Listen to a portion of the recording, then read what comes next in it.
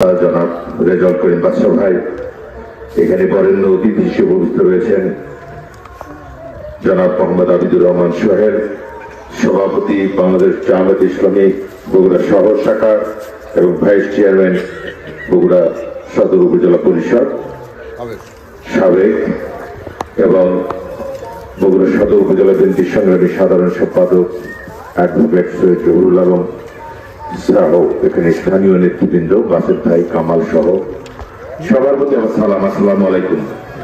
এভাবে যে উনি বক্তব্য থেমে রেখে আমাদেরকে সুযোগ দেবে আমরা জানি না।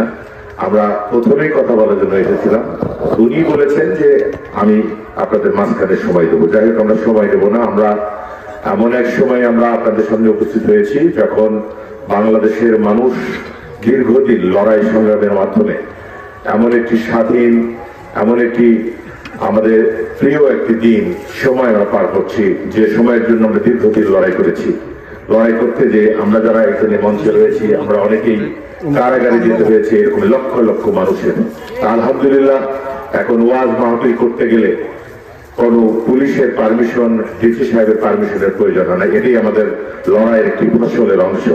আমি মনে করি আমাদের এই আন্দোলন সংগ্রাম শুধু রাজনৈতিক ছিল না, এটা ধর্মের জন্য লড়াই ছিল। আলহামদুলিল্লাহ, এই অবস্থা, এই পরিবেশ ধরে রাখার জন্য আমাদেরকে কাজ করতে হবে।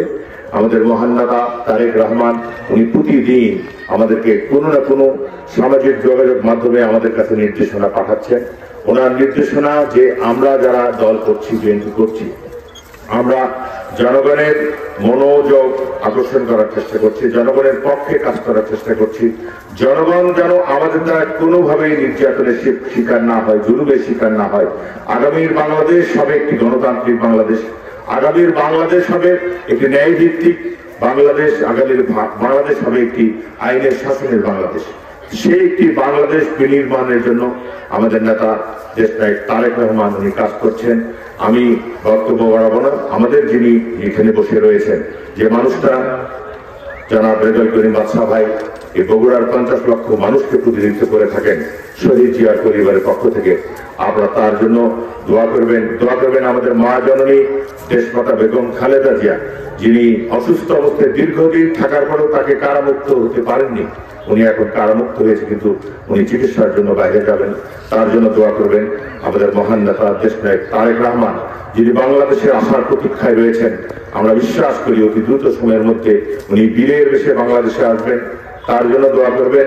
এবং লক্ষ লক্ষ নেতাকর্মী যারা নির্যাতিত হয়েছে, যারা খুন হয়েছে, বিশেষ করে এই জুলাই আগস্টের এই গণ আন্দোলনে যারা শহীদ হয়েছেন, সেই আমাদের সন্তানতুল্য যারা পুলিশের বুকের সামনে নিজের তাজা জীবন যারা অর্পণ করেছেন, রক্ত ঢেলে দিয়েছেন, সেই সব সন্তানদের জন্য দোয়া করবেন।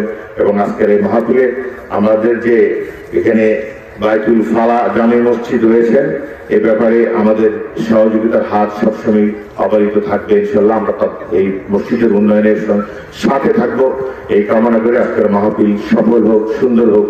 আমরা যে নিয়তেই আসছি না কেন, আজকে আমাদের এই মাহফিলের উসিলা করে আল্লাহ পাক আমাদেরকে জনঅতীতের সকল গুনাহ খাতা মাফ করে দেন, এই কামনা করে সবাইকে সালাম জানিয়ে আমি আমার কথা বলা শেষ করি। সবাইকে সালাম, আসসালামু আলাইকুম।